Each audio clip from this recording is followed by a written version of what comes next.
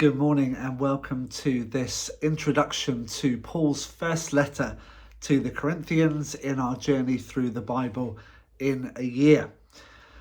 We're moving into these letters now that Paul has written to several churches, but Corinth was a church that he knew really well. It was a major port city, and because of that, it was a centre for worship for loads of different religions and faiths, and so it was a place that Paul really wanted to be to spread the gospel. And he spent a year and a half there, really getting to know people, growing the church there.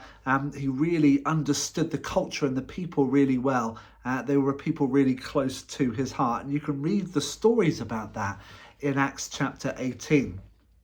However, it was not long before things started to go wrong in Corinth. And Paul hears about the different things that are happening in the life of the church there. And he writes this letter to address some particular issues. And I just wanted to give some context to some of those issues so that as we read through this in the next few days, we can understand what some of those challenges were that Paul is seeking to address. The first one that he's seeking to address is the kind of divisions that's taking place in the community, because there'd almost been this kind of celebrity cult of leadership that had arisen, and you had some people following Paul and some people following Apollos and some people following Peter, and they kind of gravitated around one particular person, and therefore they were rejecting the teachings of others in favour of the teachings of the person that they followed.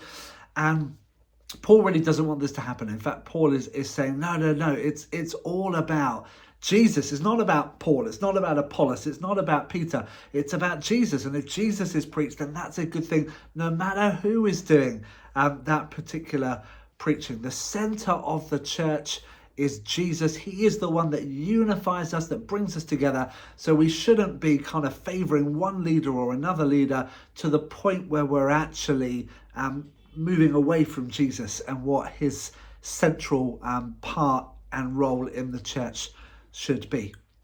That's the first 4 chapters of 1 Corinthians, and the next few chapters are devoted to kind of cultural issues and how Christians should live in a world that is deeply flawed and broken, but sometimes we can end up reflecting the culture and the world that we live in as well. And that issues centered around 2 particular issues, one around sex, one around food. So chapters 5 to 7, it talks about sex, and what was happening was that people had this mindset of being free in Christ. I'm free in Christ.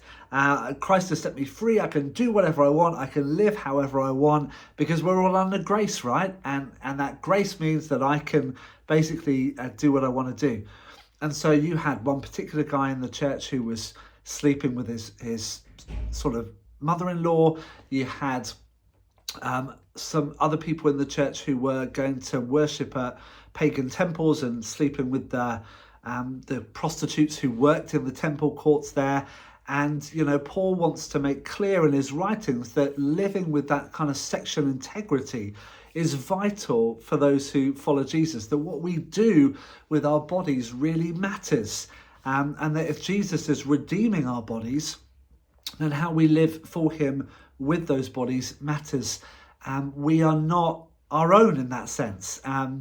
We belong to him, and so we need to live with purity and not simply get sucked into the cultures that are around us. That's chapters 5 to 7. Chapters 8 to 10, the issue switches to being about food, and this particular argument around should Christians eat food that has been sacrificed to idols. And there was one group of people who said, no, absolutely not, you can't do that. And then another group of people who said, hey, what's the big deal? Jesus is Lord over everyone else, so therefore this shouldn't matter, and we can eat the food that's sacrificed to idols. And Paul's argument is kind of nuanced, really. So what he says is not yes, absolutely, or no, absolutely. He says it depends on the context. So if you're eating food that's sacrificed to an idol, and somebody sees that and they say, hey, look, these Christians, they clearly worship lots of gods because they follow Jesus, but they're also eating food that's sacrificed to this God and that God and that God. So if that kind of confusion arises because there are other people who are seeing you do that, that's not a good thing. And so you shouldn't do that. In fact, he says in essentially chapter 10, verse 32, that if the pursuit of your freedom causes people to stumble, then you shouldn't do it. But equally, he says that if there's nobody around to see that, or it's the context is there are people, but they're not going to be led astray or confused by your particular behavior when it's eating food, then that's okay, because Jesus is Lord and he is higher than everything else. And we believe that these idols are just made of wood and stone and that there's no power to them. And God owns the animals, a cattle on 1,000 hills. So therefore that's okay if the context means that people aren't going to be confused or led astray by it. He's then talking about the worship context. So chapters 11 to 14 is talking about the gathering, the community of faith gathered for worship. And the challenge arose that people were having all kinds of spiritual experiences, and people were standing up to bring words, and they were being interrupted by other people who were bringing other words, and it was a bit chaotic, and it wasn't a unified, uplifting kind of experience for people. And so Paul talks about the importance of unity and how our meetings should build up the body. And he talks about the body exactly as that, the church as a body, how you have a body that has many different parts, an eye that is not a hand, that is not a foot, and each of those things have different functions, but they work together so that the body can function. In the same way that in the church there are different roles and different parts that we all play, but together we function in unity for the good of the church. And of course that wonderful passage that many of us know well, we actually read at weddings, but it's not specifically about married relationships. It is about generally the kind of relationships that happen in church, where he's speaking into a particular context, remember, where people are having profound spiritual experiences, maybe speaking in tongues, but nobody's able to interpret those. He says in chapter 13, if I speak in the tongues of mortals and of angels, but I don't love, I'm nothing but a noisy or clanging cymbal.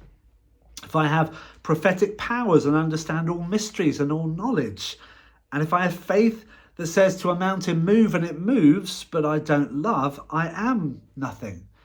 And if I give all that I have to the poor, and I hand my body over to the flames, but I do not love, I gain nothing. And then he talks about how love is patient, love is kind, love is not envious or boastful or arrogant or rude. It does not insist on its own way. It's not irritable or resentful. It does not rejoice in wrongdoing, but rejoices in the truth.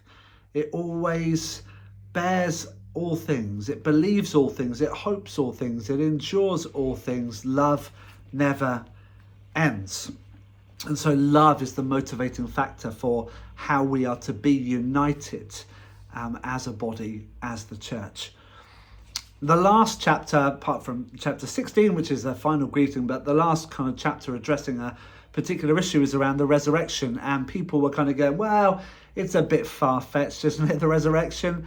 Maybe it didn't happen. And Paul's argument is unequivocally, it is indispensable to the Christian faith. I remember doing a series here years ago at Manvers Street on tough questions, and someone had asked the question, is the resurrection essential for the Christian faith? And absolutely, 100% it is. That's Paul's argument. In fact, Paul's argument is to say in chapter 15, verse 14, he says, if Christ has not been raised, then our proclamation has been in vain, and your faith has been in vain. So in other words, if Jesus didn't rise from the dead, his death is meaningless. If his death is meaningless, then what's the point of being a Christian at all? We should just all give up and go home. That's Paul's argument. This is central. You cannot have a Christian hope without belief in the resurrection. And that's his argument to the Corinthians. So Paul is writing, as we've said, to a church he knows really well. He spent 1.5 years living and working alongside them, but he's distressed by the particular challenges that they're facing and the arguments and the disunity that's there. So he writes this letter, and I pray that as you read through that letter, in the coming days, God would really bless and inspire you through that reading. God bless you.